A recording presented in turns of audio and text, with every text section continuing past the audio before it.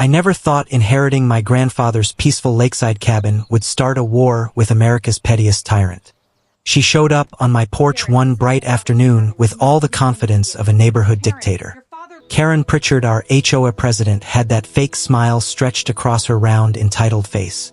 "Garrett, sweetie," she cooed in her sickly sweet voice reserved for delivering bad news.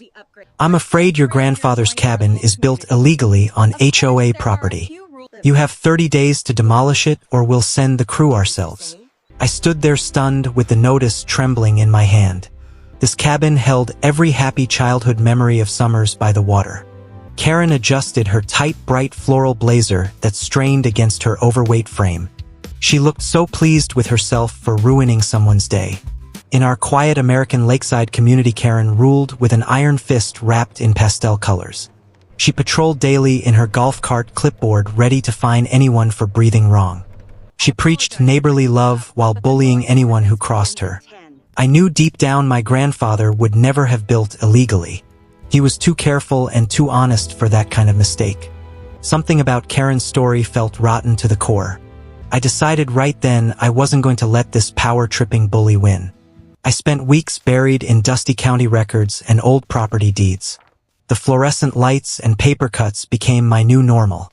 Then I spotted a tiny discrepancy on a 1950s plat map. It was easy to miss unless you were hunting for the truth. I hired a top-notch surveyor with the latest GPS technology. When he called, I could hear the excitement in his voice. "Garrett, this is going to blow your mind," he said. Not only was my cabin perfectly legal on my own land, but the HOA's prized clubhouse parking area and Karen's personal dock were all built squarely on my grandfather's property. The original survey Karen waved around had been deliberately manipulated years ago. The fraud was breathtaking in its sheer audacity. I could have sent the new survey and forced them to back down quietly. But Karen had made it deeply personal when she insulted my grandfather's memory. She tried to erase the one place that still felt like home to me. So I went for the throat with cold legal precision. I dove into the tax records next and found absolute gold.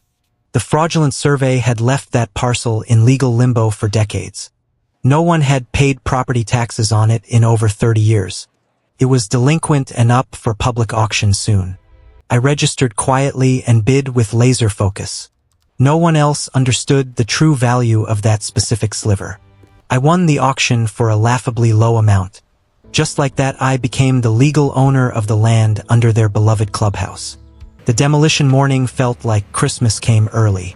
Heavy machinery rumbled in at sunrise over the sparkling lake. The sound of engines shattered the quiet suburban illusion.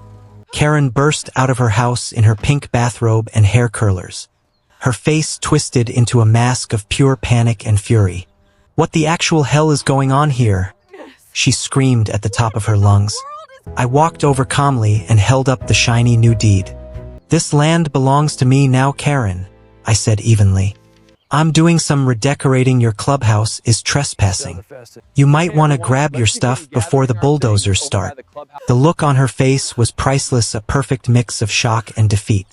Neighbors emerged from their homes to witness the glorious spectacle. Karen tried every trick in the book after that day. She sent threatening letters, called code enforcement, and spread vicious rumors.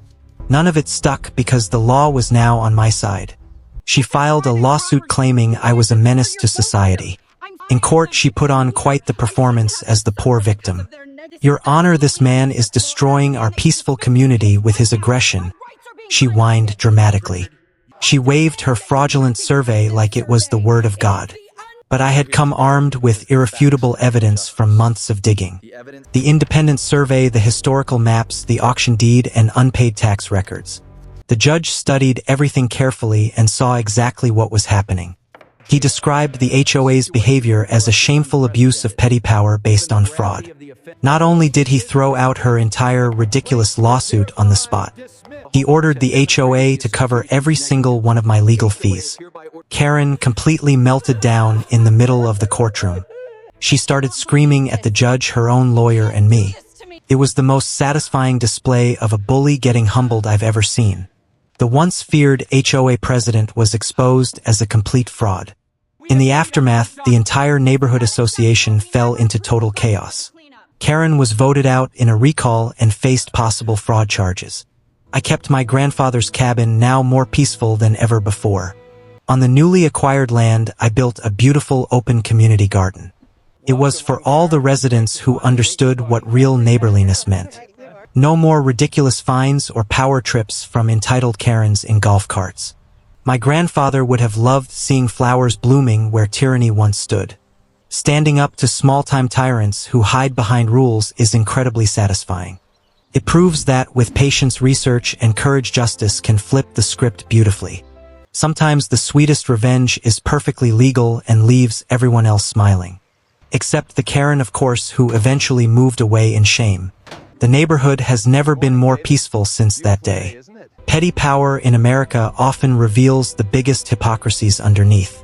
Truth and a little homework can bring down empires built on lies. And nothing beats watching a bloated bully finally get exactly what she deserves.